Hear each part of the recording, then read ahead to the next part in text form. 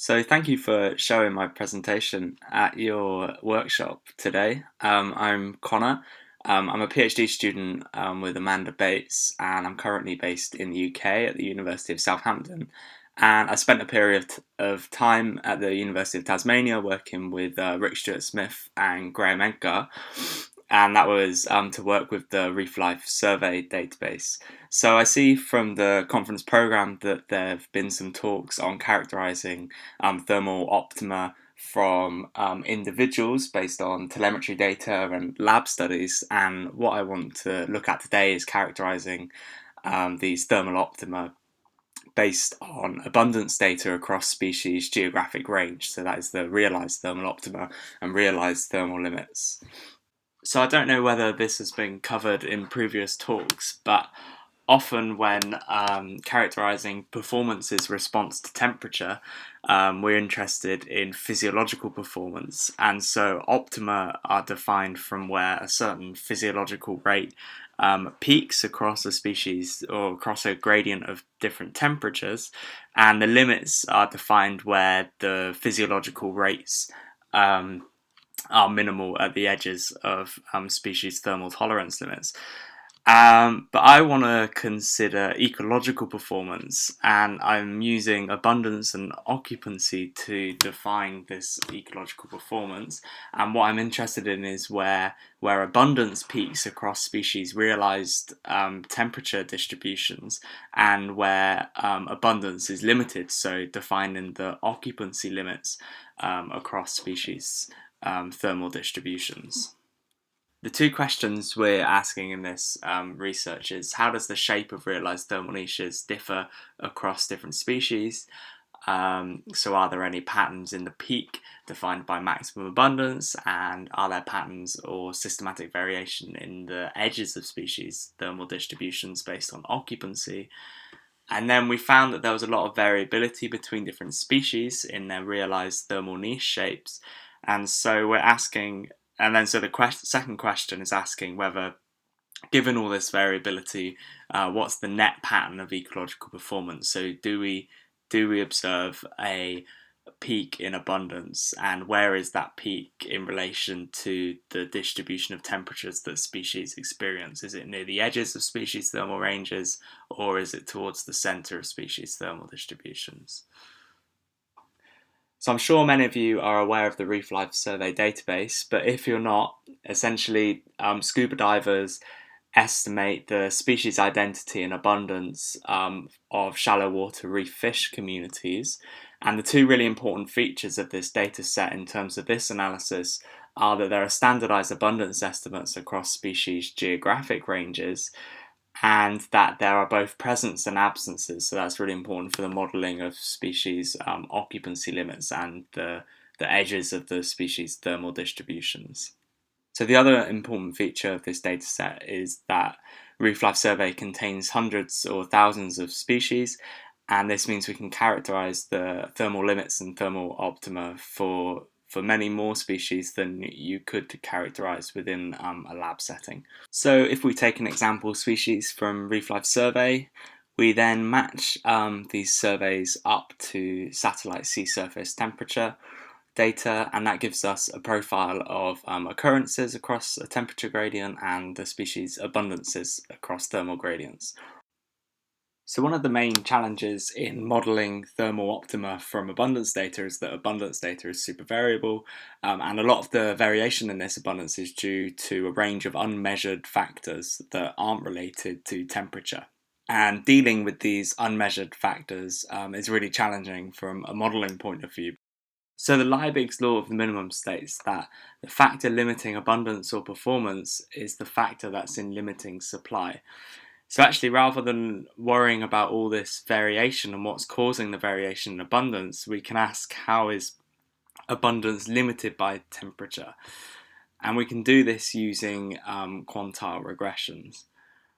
So here we use an approach called quantile additive regressions. So it's basically like a generalized additive model, but fit at the upper quantile, the 80th quantile.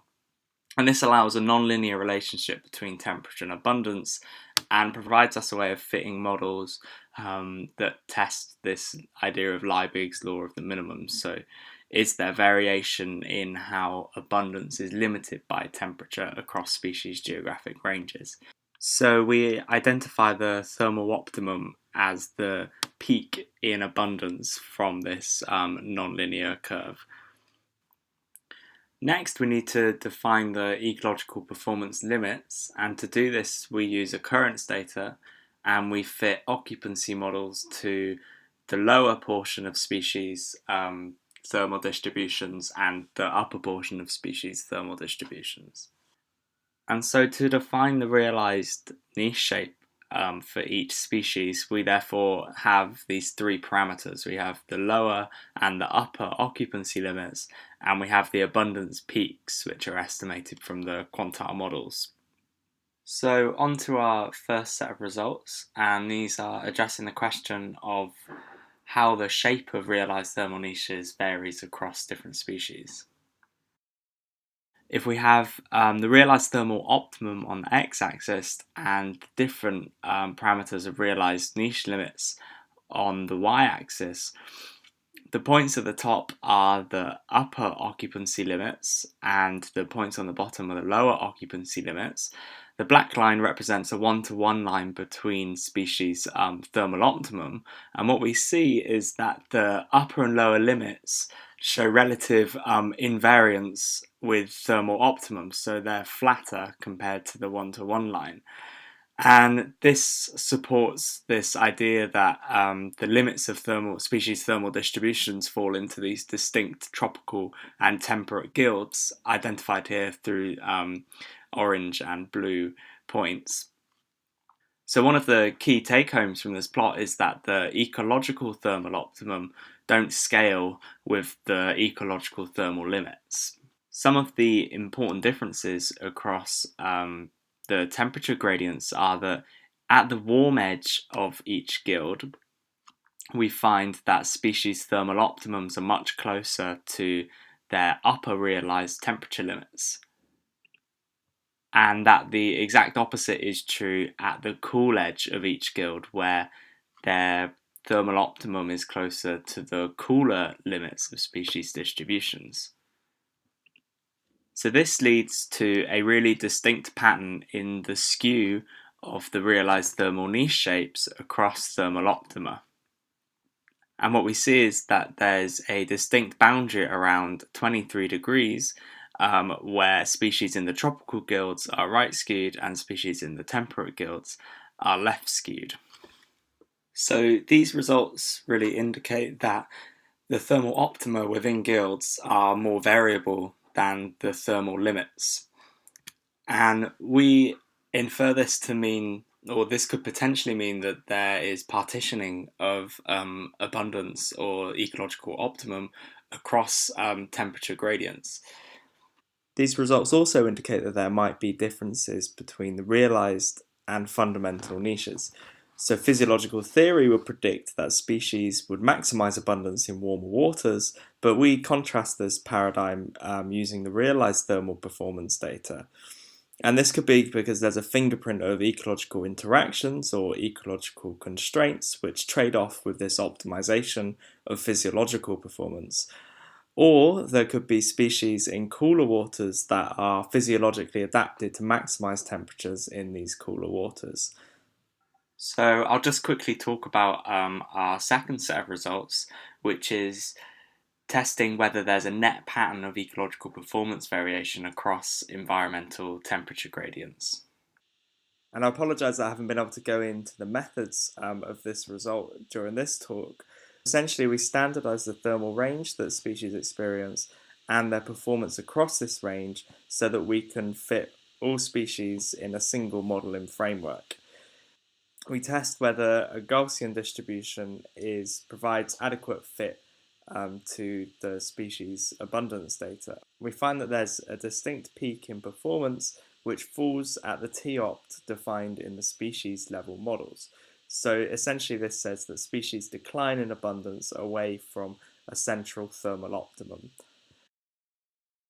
If you have any questions about what we've been doing here and the research we've been doing, please feel free to email me. But when you're listening to this, I might be asleep. So if you want a quicker response, then feel free to email Amanda or Rick, as they are in a closer time zone, if you have any questions. And my email's here and my Twitter as well, if you want to get in contact there. So I'd just like finally just to say thanks to Spitfire, who are my PhD funders, and the Menzies Centre for funding my trip to Tasmania to do this work, and also to the Reef Life Survey scheme and all the divers and the citizen scientists who go out and collect all this data.